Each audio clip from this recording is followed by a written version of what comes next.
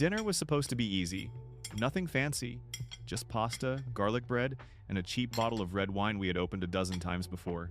The kind of night where you talk about small things, groceries, the neighbor's new dog. That show we kept saying we would finish but never did. It was a quiet, ordinary Thursday. The kind of night you never think will change anything. He was on his phone, like usual. Scrolling, smiling, half present. And I remember thinking, just once? Can you look up at me? The clinking of his fork was louder than his words. Then it happened.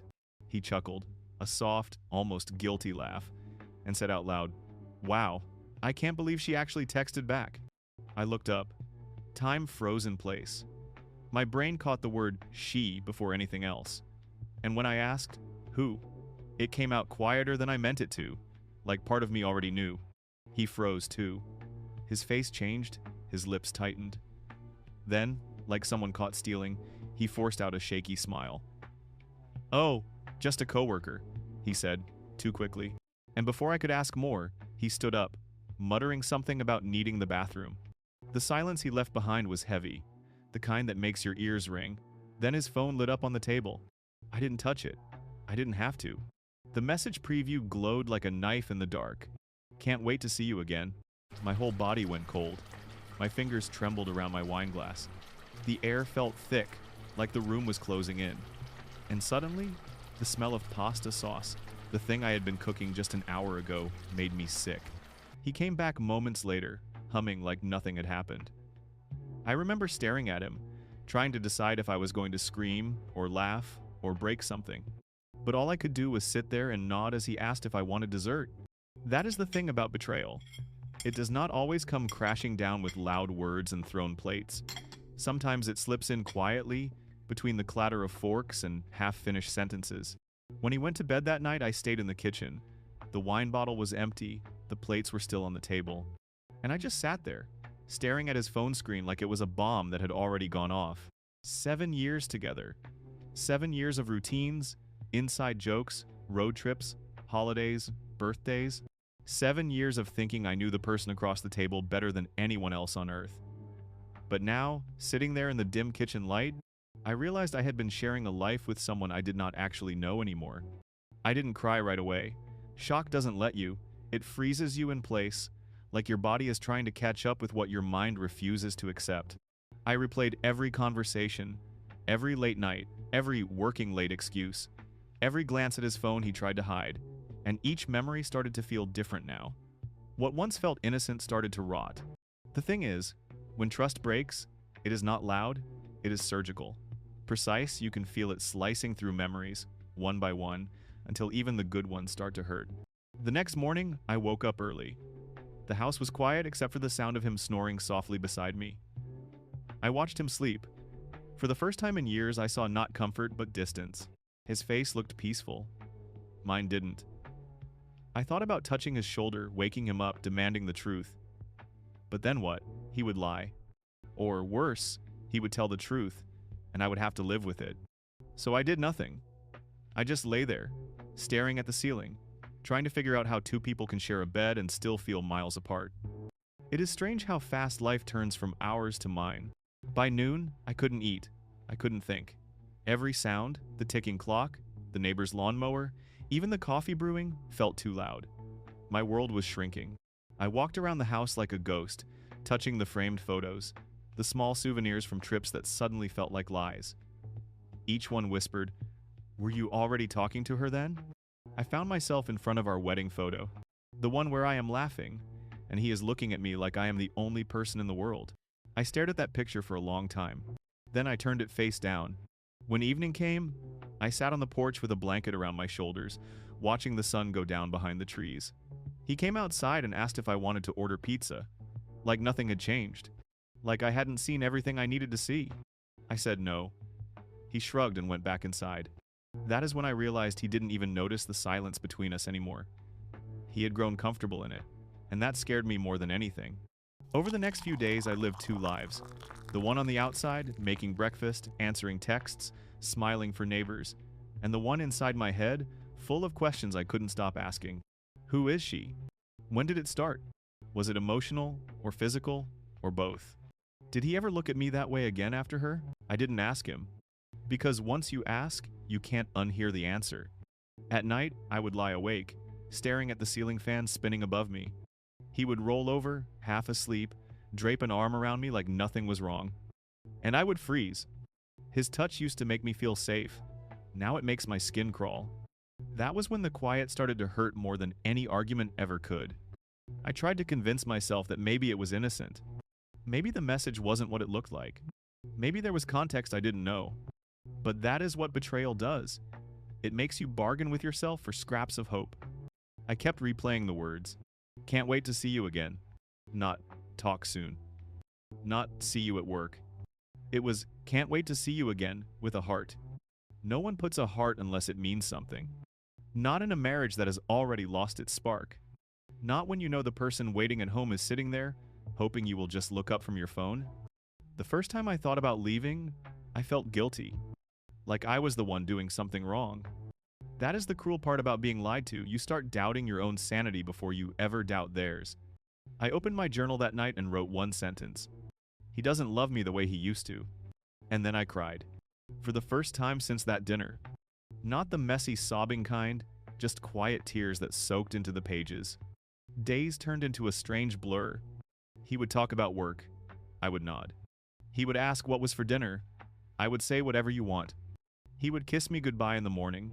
I would turn my head slightly so his lips landed on my cheek instead. He didn't notice. Maybe he didn't want to. I started walking in the evenings. No destination, just movement. There is something about walking that helps your thoughts untangle. The city lights blurred through my tears some nights, but at least out there, I could breathe. I watched other couples holding hands, laughing over coffee, arguing softly about directions. And I thought, they don't know how fragile it all is. How one text, one secret, one look can make everything you built start to crumble. I kept asking myself why I didn't touch his phone. Why I didn't open it, scroll, confirm, collect proof. Because I didn't need to. Proof changes nothing when the truth is already burning inside you. What I wanted wasn't evidence. It was honesty, the kind that can't be faked. A week later, he noticed I had been distant. He asked if something was wrong. I almost laughed. He looked genuinely confused, like I had just told him I hated pasta or wanted to move to another planet. Nothing, I said. And for once, it was true. There was nothing left to say. I started remembering the beginning. How he used to text me good morning before I even woke up. How he used to bring me coffee in bed on Sundays. How his eyes used to light up when I walked into a room. When did that change? Was it gradual, like a candle burning down slowly, or did it go out all at once? I think love fades quietly, like wallpaper peeling behind furniture. You don't see it until one day it's gone. One night, I found myself scrolling through old photos. Vacations, birthdays, random selfies. We looked happy, but I could see it now, the distance that had already started. His smile didn't quite reach his eyes anymore. Mine was trying too hard. I realized I had been holding onto a version of us that only existed in memory. I started sleeping in the guest room. I told him it was because of his snoring. He laughed and said, "Fine, your loss." He didn't ask to join me. That was when I knew the marriage wasn't breaking. It had already broken. We were just pretending not to notice the cracks. In the quiet of that room, I started rebuilding pieces of myself. I read. I journaled. I cried. I learned what silence sounded like when it wasn't filled with anxiety. I realized how small I had made myself trying to keep us alive. How many times I said, "It's okay," when it wasn't. How many times I forgave without an apology. It took me another week to find the courage to speak. I waited until a Sunday morning. He was making pancakes, humming that same song he always did when he cooked. I sat down at the table and said, "We need to talk." He looked up, startled, spatula midair. "About what?" he asked. I told him about the message. His face went pale. He didn't deny it. He just sat down across from me, shoulders heavy, like the weight of the lie finally caught up to him. "I'm sorry," he said quietly. And for a second, I believed him. But then I realized he wasn't sorry for what he did. He was sorry for getting caught. That conversation didn't end with shouting. It ended with silence. A final, exhausted silence that said more than words ever could. I didn't ask for details. I didn't want them. Knowing too much doesn't heal you. It just carves new wounds. I packed a small bag that night. Just clothes, a toothbrush, my journal, and the car keys. He watched me, eyes red, saying my name over and over. But the more he said it, the less it sounded like mine. Driving away felt unreal. The city lights blurred behind me as I turned onto the highway. For 7 years, I had built a home around his presence. Now it was just me and the sound of the tires against the road. I cried until I couldn't see straight. But somewhere between one town and the next, the tears stopped. And I felt something else. Relief. Not because I stopped loving him, but because I finally started loving myself enough to leave. The first few nights alone were hard. The silence of my new apartment felt hollow. The bed is too big. The mornings are too quiet. But slowly, the quiet started to feel peaceful again. I cooked for one. I watched movies without waiting for someone to join. I learned how to take up space again. Healing doesn't happen like in movies. It's not a montage of coffee shops and new haircuts. It's a slow climb out of fog. Some mornings I would wake up angry. Some mornings I would wake up sad. And some mornings I would just wake up neutral, steady.